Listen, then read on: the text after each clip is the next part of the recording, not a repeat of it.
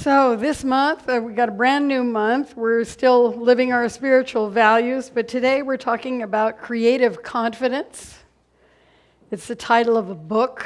So that's our book for this month, Creative Confidence, Unleashing the Creative Potential Within Us All by Tom and David Kelly.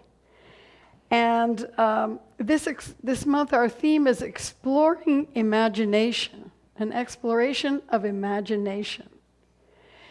And when we think of creativity, we often think of art. And I saw a bumper sticker yesterday that said, Earth without art is just Because it's just the E-H. Without the A-R-T in the middle, it's just the E-H, right? It's just that. So I love the creativity of bumper stickers. I love the awesome creativity that comes out of everything. In his TED Talk, David Kelly talked about a friend of his in elementary school. And his friend had taken some clay from underneath the bin, and he took the clay and he was making a horse. And so he was making this horse, he was working on it, he was really involved with the project. And this little girl came over and said, "That's terrible, that doesn't look anything like a horse." And so he just balled up the clay and threw it back in the bin. And he said, "I never saw him attempt another project like that again."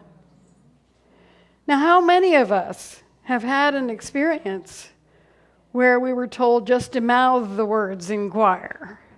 You know, we weren't supposed to sing. You know, we weren't good enough to sing. Or, you know, we were creating something and some other student made some derisive comment. You know, I think many of us have had that experience. I remember once working in an assisted living facility, and we had a little service there, and we were inviting people to sing with us, and there was this man who was in his 80s who would not attempt to sing because when he was in like second grade, his teacher told him he couldn't sing. 80 years later, you know, what do you got to lose? Sing, you know, sing. The thing is, everyone is creative.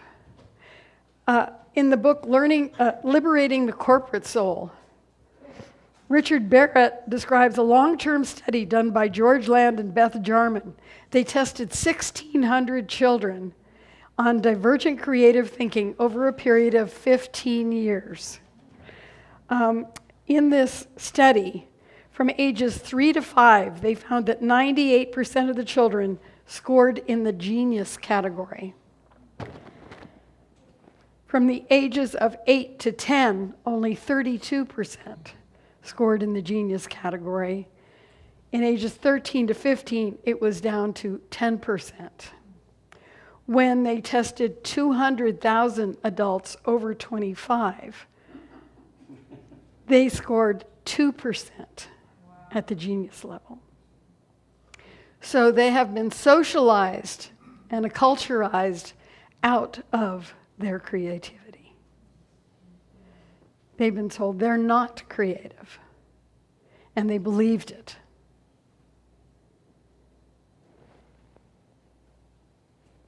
The thing is, we have thought that creativity is confined to the arts, and it's not.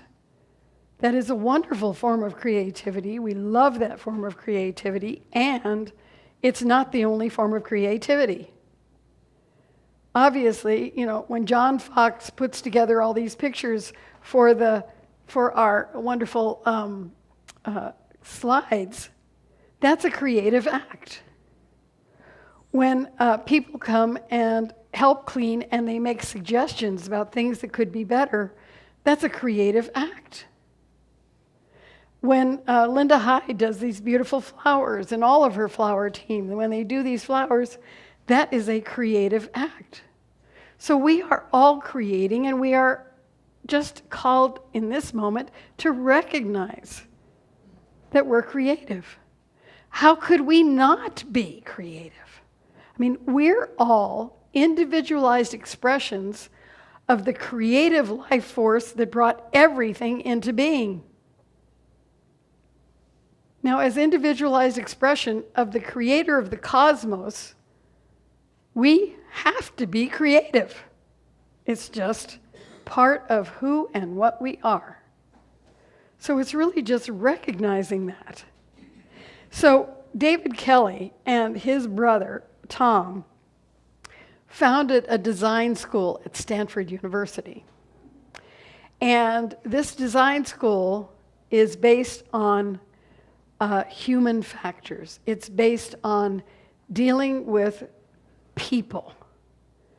And they talk about creative confidence is an inherently optimistic way of looking at what's possible. Does that sound familiar? What I love is, here are the principles that we teach in the Science of Mind being translated into business design school here at Stanford University. And business executives and MBA students are coming from all over the world to experience this. So he tells, David Kelly tells the story of Doug Dietz. Doug Dietz works for GE, and he was part of the team that designed and invented the MRI machine. Now, he went to a hospital to see how the MRI was working. And he thought, you know, he had just gotten notified that he had been submitted for an international design award, a design excellence award. So he was feeling pretty good about himself. And he went to the hospital, and he was talking to the technician there about, you know, how great this MRI was and how well it worked, and, you know, all the bells and whistles, etc. And so then the technician asked him to step out into the hallway for a moment because he's going to do a scan on somebody. So he sees this couple with a little girl. And the couple is looking very worried, and the little girl is sort of sniffling. And the dad is saying, no, we talked about this. Be brave. It'll be okay. And so the little girl starts crying. And when she starts crying, he hears the technician calling for an anesthesiologist. It turns out with pediatric patients, 80% of them required an anesthesiologist to sedate them so that they could go through the MRI, because they were so nervous and fidgety they couldn't stay still. So all of a sudden, from feeling like I am so hot, I'm such a great designer, he thought, uh-oh, how can I make this so it's not so scary for kids? What can I do? So he went back and he talked to his boss at GE, and his boss at GE sent him to this design school, this D school, they call it. He went through the program, and he had a great idea. What he did was, he made this pediatric MRI into an adventure. He made it a pirate ship. So if you look at pirate ship MRI on Google, you know, if I had my act together, I would have gotten it up here. But anyway, they made the outside of the MRI machine is like a big steering wheel for the ship. And then it's painted, the part where they're laying down and it goes in is like a ship. And they've painted the walls to go with the theme. And they tell the kids, okay, now you're going to go into the ship. And you have to be very still because you don't want the pilots to know that you're there. And then if you're very still and you get through it, you now get to go get a prize out of the treasure chest. He also created another one that's a spaceship. And they tell the kids, okay, you're going to the spaceship. Now you have to be really quiet and listen for when it shifts into hyperdrive, which is when it goes bang, bang, bang, bang, bang. They're in hyperdrive. It's like, whoa, I'm in hyperdrive. So So he did this whole thing for these kids. And, yeah, really. And now only 10% of the kids require anesthesiologists. And the thing was, when they had to wait for the anesthesiologist, that meant it took longer, which meant they could only do a few things a day because they couldn't get enough people through the process. They had to keep waiting for the anesthesiologist. Now, with like 10% needing the anesthesiologist, they can get a lot of more kids through the process faster. And he said he knew it was really successful when he was at the hospital and he was talking to a mom whose daughter had just had one on the pirate ship. And the daughter said to her mom, "Can we come back tomorrow?" That's when you know you've done a good job at making this thing much less fearful so that, they could get the evaluation, the discovery that was needed to treat them properly. So this is where these ideas come into action, where we come into a realization and an expression of using our creativity in a different way. What they do there is they have a methodology, and it starts out with inspiration. Here's a thought. It starts out with inspiration, and they say that human-centered design is based on empathy. Putting yourself in the place of whoever's going to be using whatever it is you're coming up with. That you're feeling how they must feel so that you can create something that really works for them. So they start out with inspiration and empathy, and then they start to gather information. They gather as much information as they possibly can about this particular area that they're working in. And, Thomas Edison said genius is 1% inspiration and 99% perspiration. He also said that, opportunity is sometimes missed because it's dressed in overalls and looks like work. So he was a wise man. So they have to do some data gathering. They have to get all the information about what's going on, and then they synthesize it. And the synthesis piece is they look at making sense of what they've observed. They look for patterns. They look for identifying themes. They look for finding meaning in what they have gathered and observed.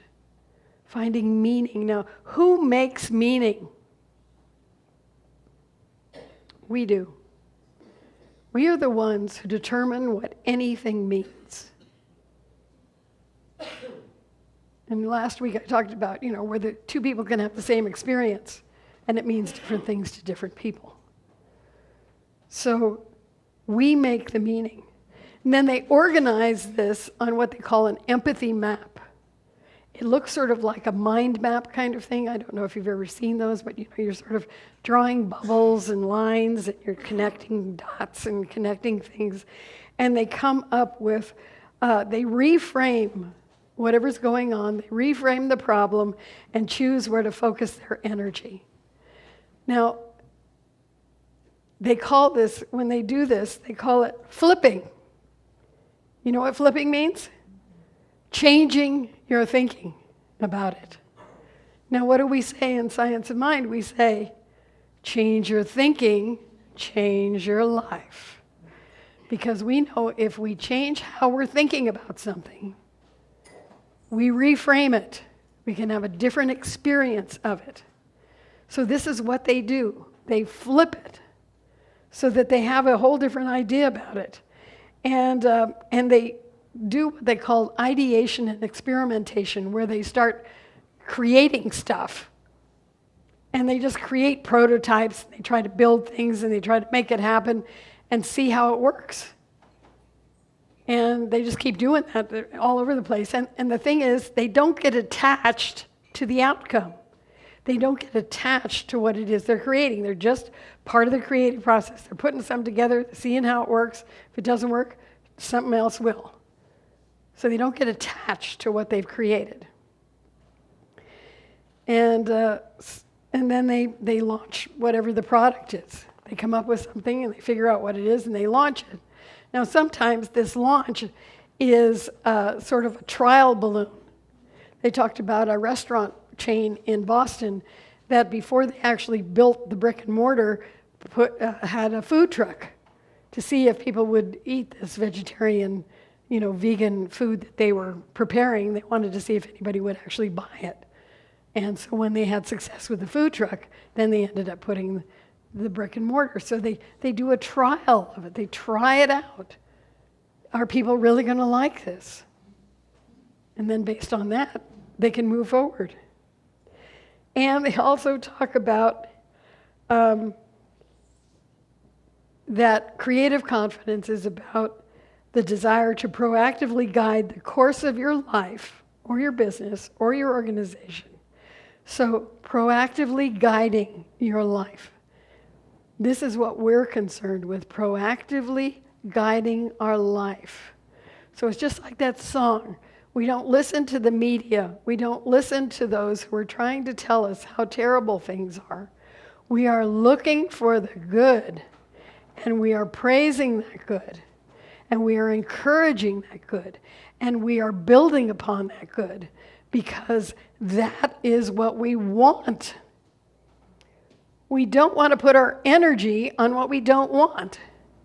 So just like these guys, you don't stay stuck on the problem. You look beyond the problem to solution. And the thing that we know is the minds that created the problem are not greater than the mind that has the solution. And the solution already exists in mind. The solution already exists, but we have to be open to it. We have to look beyond the problem. It's sort of like, remember the movie Alien? When you have an alien on your face, it's very difficult to see beyond the problem. You have to pull the alien off your face, and then you can figure out what's next. So we have to do that too. We have to look beyond the problem. We have to look for what is possible.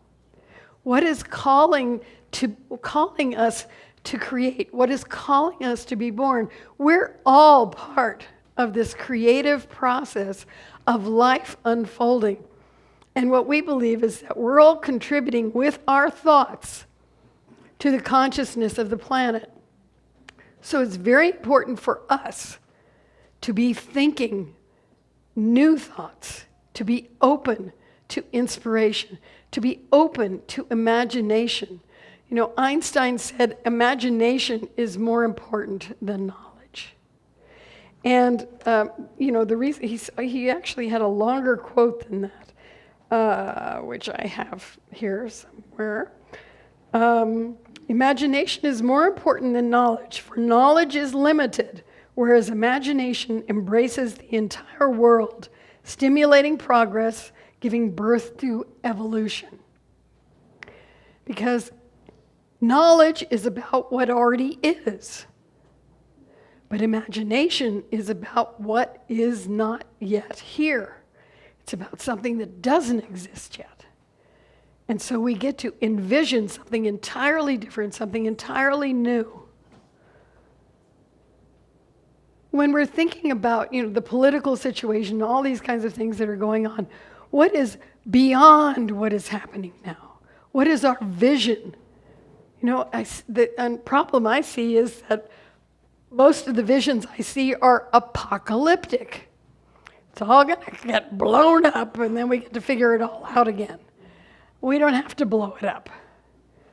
Let's figure it out before we blow it up.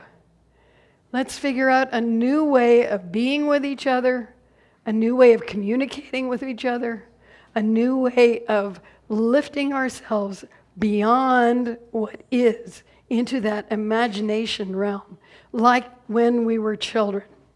Remember, I don't know about you, in my day, we didn't have everybody taking us to soccer games and, this kind of activity, it was go out and play. And when you went out and played, that's what you used was your imagination. You were doing, you were on pirate ships and you were, exploring new worlds and you were, no matter what it was you were doing, it was all in your imagination. You were making stuff up. And that's the thing. You get a degree called MSU, making stuff up. So that's what we do. And the thing is, it's important to make it up. Make it up. Make it up. So, it's important for us, and we're going to talk about this a little bit more next week, to focus on what we want, not what we fear. On what we want, not what we fear. Maria Montessori said, imagination does not become great until human beings, given the courage and strength, use it to create.